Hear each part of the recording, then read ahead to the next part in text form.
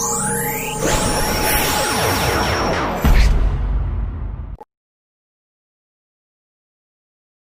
the way for husbands to be charged for rape if they have sex with their wives without permission.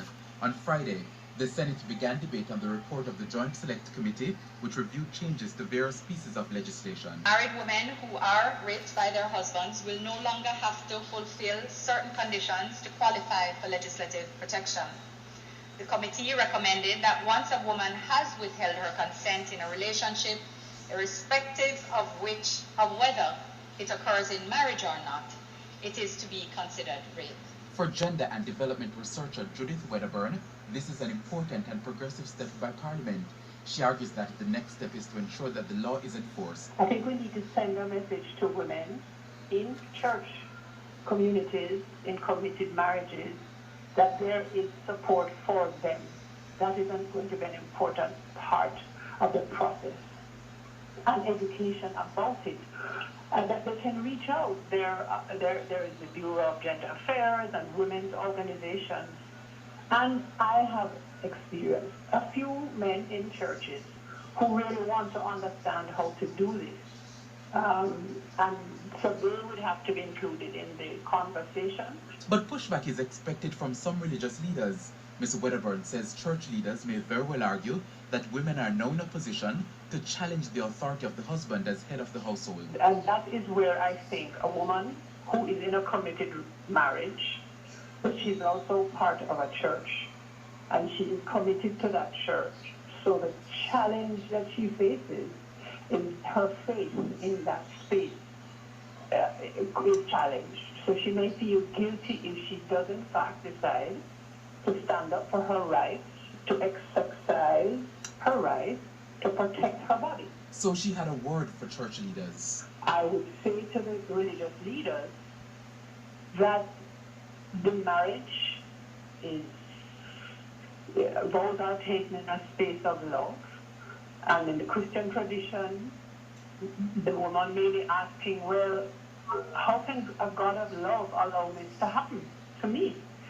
I'm a good Christian, I'm doing what I'm supposed to do, but guess what? Now I have the right to decide when and if I would have sex. 2018, in the last sitting of the Senate, leader of government business, Senator Kamina Johnson-Smith, opened the debate, explaining that the proposed changes to the legislation contribute significantly to addressing violence against the most vulnerable Jamaicans. The sobriety and the general consensus and the commitment to ensuring that there's a holistic treatment and improvement of how it is the state treats with this intractable issue of violence against vulnerable members of our society is indicative of the fact that this is legislation for this time. Perhaps we're at an appropriate point in our national development to make the changes that are in fact necessary for appropriate treatment of these issues.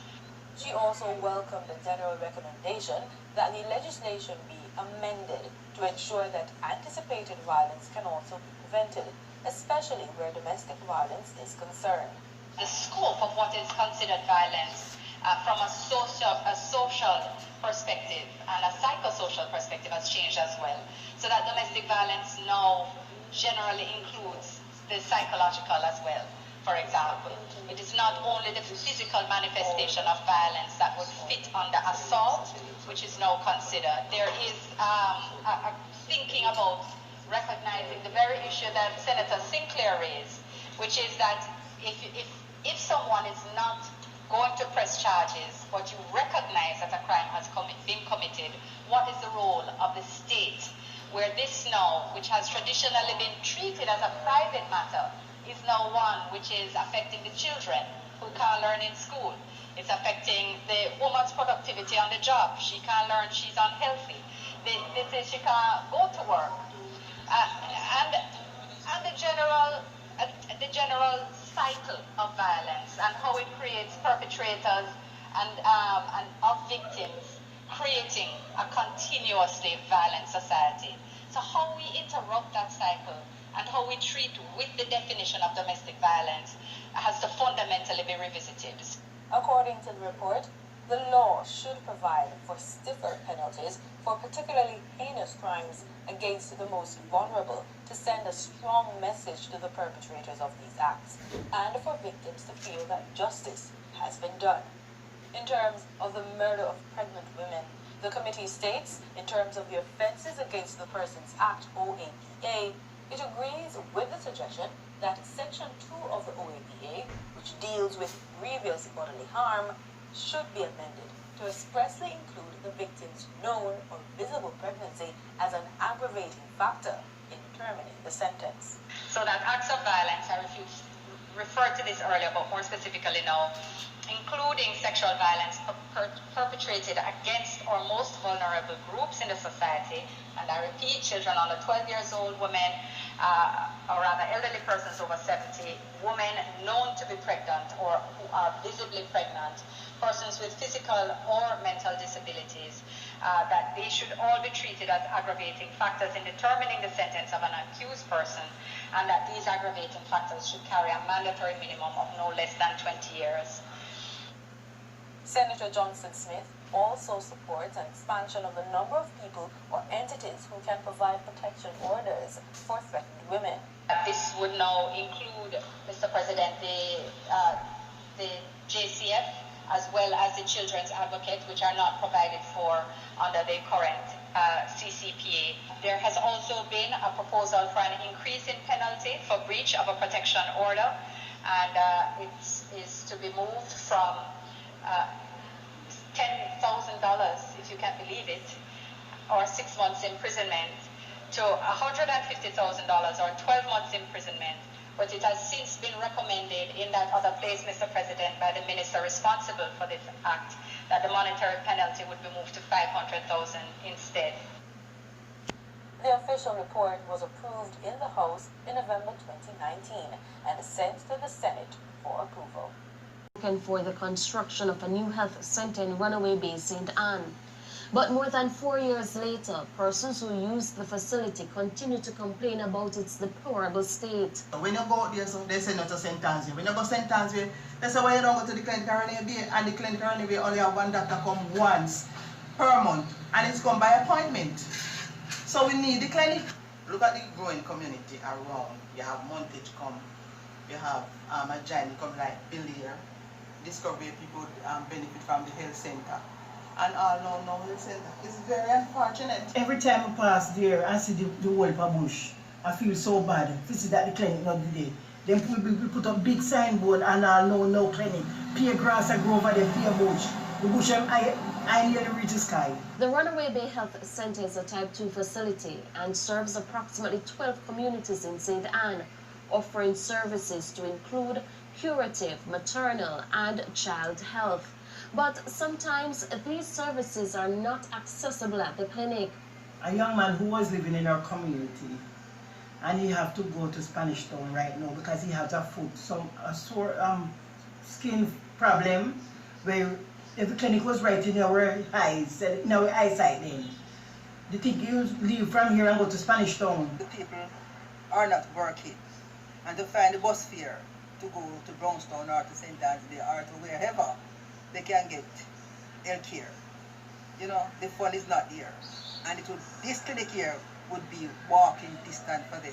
Member of Parliament for Northwest St. Anne, the constituency in which the clinic falls, Dr. Dayton Campbell says the matter should not be seen as a political one because the need for the health center repair is critical. Since the change of administration, this has not been done.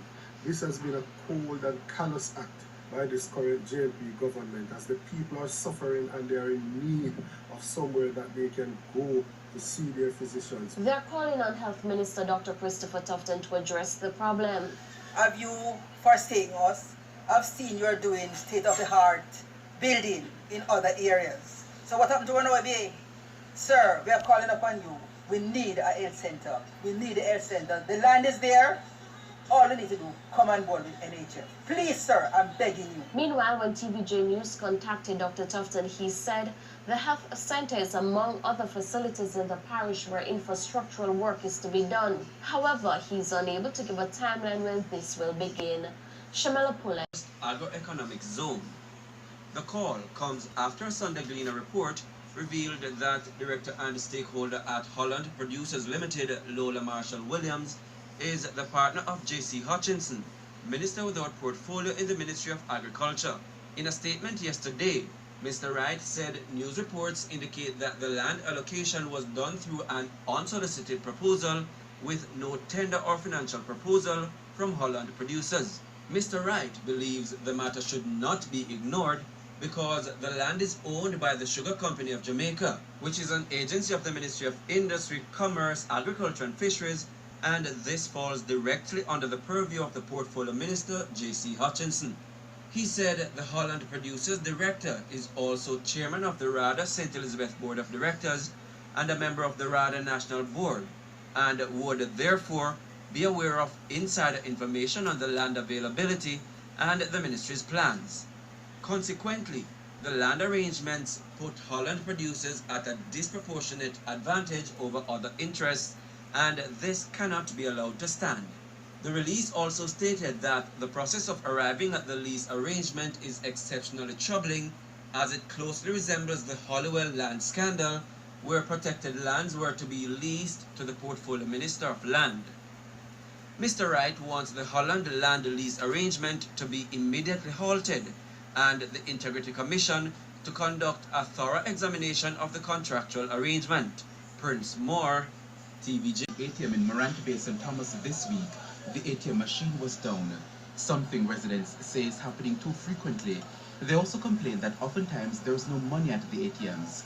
As most banks move online, St. Thomas residents say they're facing challenges. I can't do this online thing. I don't understand it. I have to use my sister. I have to take my sister with me whenever time I come to the bank. And I have a problem with my foot too, you know. I can't come and stand in this long line. You know, it's a bother to me. I'm not satisfied with the treatment that is meted out at this bank to us as senior citizens. There should be a priority for us that when we come, there is someone who will assist us. Councillor for the White Horses Division, Hubert Williams, says a cashless system cannot work in St. Thomas because of poor internet connection. They can't use St. Thomas as a guinea pig. We are way behind on a lot of things. So this is not one of the things that they should start us with. We first have to get our internet system up to date. We first have to look at how it's going to affect senior. And finally we must look at the economical activity, how it's going to impact economical activity. If businessman and businesswoman can't access their money, it's going to slow down business. And Councillor for the Morant Bay Division, Rowan Bryan, is calling for the system to be revisited. If we're going to make some changes, we must take time and work things out to the people. We're not ready for it. Look at this right now. If it starts raining, and now everybody's outside here, where they want to turn? It makes no sense whatsoever. It's about time NCB and all the other banks who are doing this to us need to make proper preparation before they start to do these things to people. Still in St. However, Minister without portfolio in the Ministry of National Security, Matthew Samuda, said the recent restrictions have been due to safety concerns.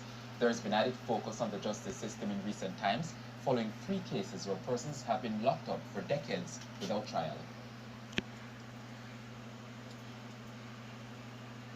There's a greater understanding of the procedures that we've had to put in place. These are not normal times. This is us doing our best to protect our inmates from the entry of COVID into our facilities. My understanding and the reports I've received is that some information was requested, it's been provided, and procedures have been agreed on. At the end of the day, we thank them for the work that they're doing. We're certainly all hands on deck to bring about resolution to what has been a long-standing issue, and one that is a black eye on the nation. There are calls this January 1 and July 12, 2020 compared to the same period last year. Overall, there have been 18 fewer murders and 83 fewer shooting incidents. However, of the 19 police divisions, 7 show otherwise, specifically with murders and shootings. According to the figures, St. Catherine North has seen the greatest increase in killings, 21 more, jumping from 43 in 2019 to 64 in 2020. Percentage-wise, that's an almost 49% increase. The division also saw 2 more shootings than the year before. Kingston Western had the second largest number of murders, 55 this year, up from 36 for the same period last year. The division also had 13 more shooting incidents. St. Andrew North has had 41 killings, up from 29, St. Anne 38, up from 24, Kingston Central 26, up from 19, and St. Mary and St. Anne both had 4 more killings, jumping from 13 to 17 and 14 to 18 respectively. Among the greatest reductions are Clarendon, which at this time last year had 77 murders. Up to Sunday, July 12 this year, there have been 23 fewer killings. St. Catherine South had 71 murders for the period last year. For this year, 53 persons have been killed in the division. Kingston Eastern has had 13 fewer murders, reducing the number from 42 in 2019 to 29 in 2020. And St. James has recorded 10 fewer killings, dropping from 74 to 64. Reported rapes are down by 55, robberies down by 79, and break-ins saw a reduction of 100. Contrary to the report, the Health Ministry noted that there were delays in some facilities in the contracting of some doctors due in part to administrative arrangements. The Ministry of Health and Wellness explained that the employment of medical doctors is based on a recruitment and contracting process that seeks to identify the needs of the facilities based on vacancies that are created by resignations, study leave, secondments, and other forms of human resource transactions.